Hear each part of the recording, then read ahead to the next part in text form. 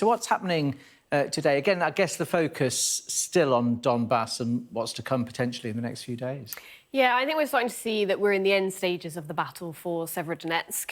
The Russians have effectively got control of the city now. They certainly have control of all of the residential areas. There are still Ukrainian troops holding out, and they'll still be fighting that will carry on there.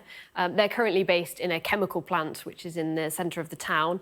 I think we're going to see a rerun, something very similar to what we saw in Mariupol, which is that the Russians gained control of the city relatively quickly, but the Ukrainians were able to hold a defensive position in the steel plant for quite a long time. What is of concern, though, again in Severodonetsk, though, is that the chemical plant has also got several hundred civilians that are taking cover in the bomb shelters there.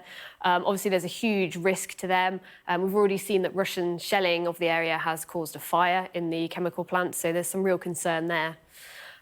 What I think we'll start to see over the next few days is that the Russians will consolidate their control of Severodonetsk, and although they may wish to push on, I think they'll find that very difficult to do so.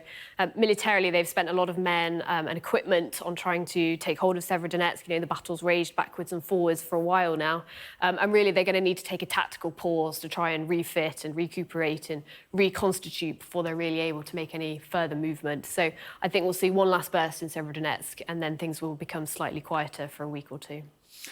What does this mean for the wider region? I'm thinking specifically maybe Kherson. We know that was that fell to the Russians quite early on.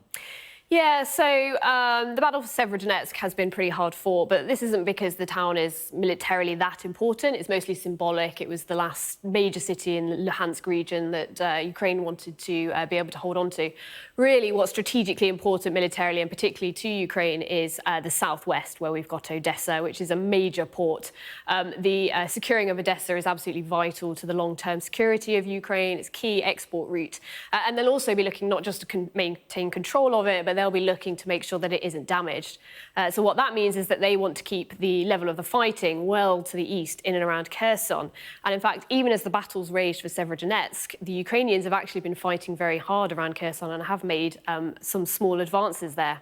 And I think this is really key here because the Ukrainians have often been seen to be being on the defensive, but actually I think we're going to start to see them try and work out how they can move on the offensive, when and what conditions are required to enable that.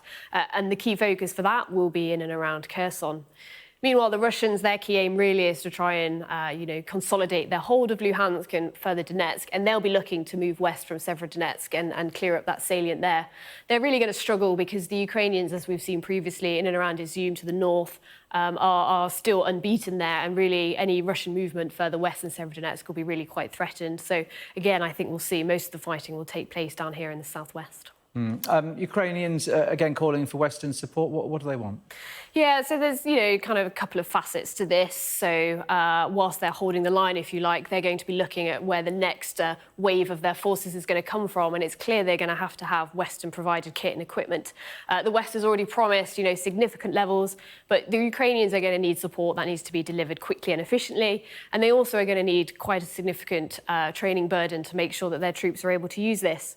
As we've seen, ammunition has been being used up very, very quickly. Western-supplied kit will need to come with plentiful supplies of ammunition. And then they're also going to need support to make sure they can carry on maintaining that kit and equipment.